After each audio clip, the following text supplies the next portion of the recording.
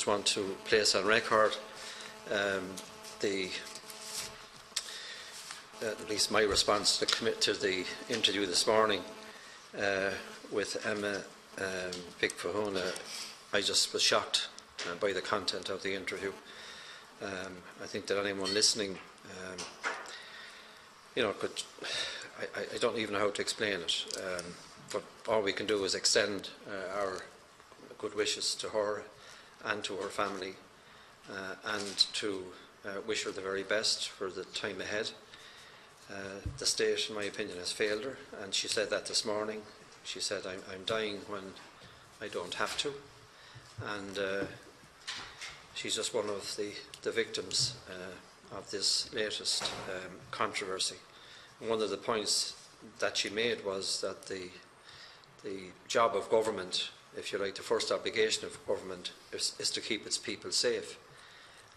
And on this issue, the people have not been kept safe.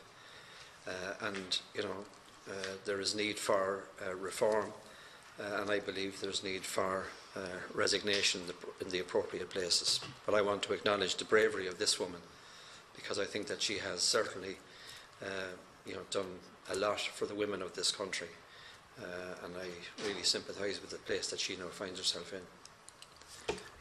Sorry, thank you, Chair. Just as the only woman that's present in the committee, I too want to send our solidarity to Emma. And I think what really struck me was the fact that her anger outweighs her fear of dying. Now, if that doesn't say something on behalf of the women of Ireland, I'm not sure what does.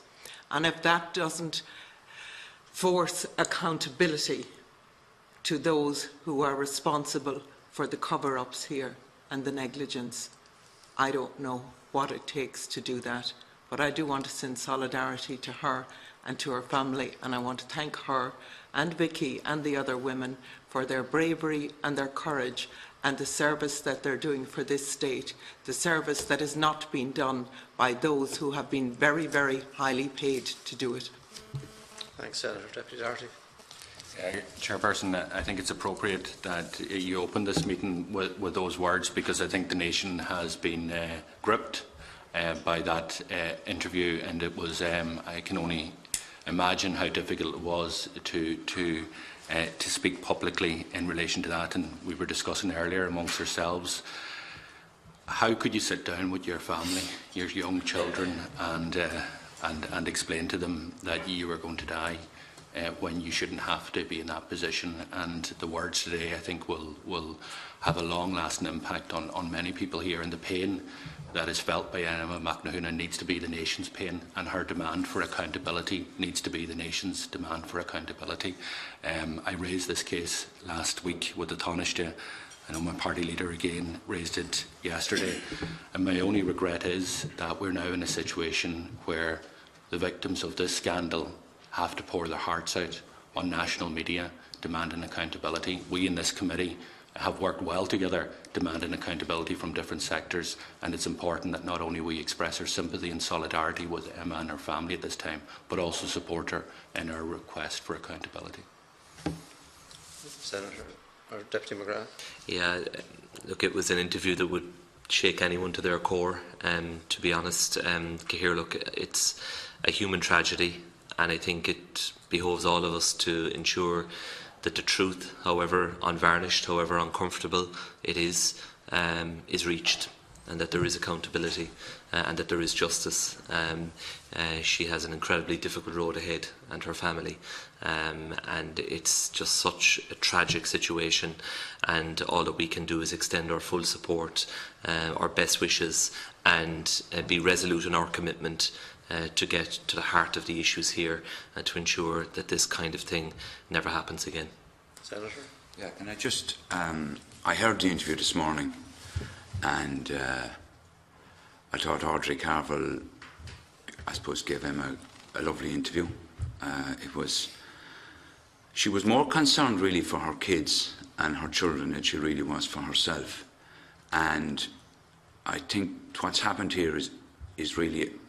I mean, I know Vicky's come out, Emma's in the same situation, and we have to get to the truth, and there has to be accountability.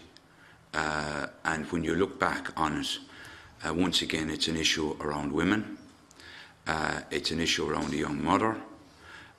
And, you know, if something happens in life where, through no fault of your own, and it's outside your control, that's utterly frustrating.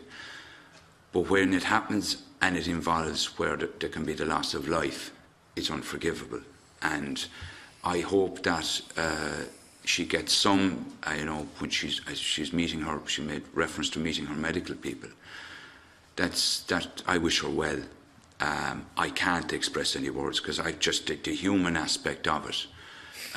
Will say, with a young family myself, wife, I just, when I heard the interview, it brought it back. Ultimately, this is about human beings, and there has to be accountability here. And I wish her well. Words fail me on this particular one, and I think we have to get to the truth of this matter.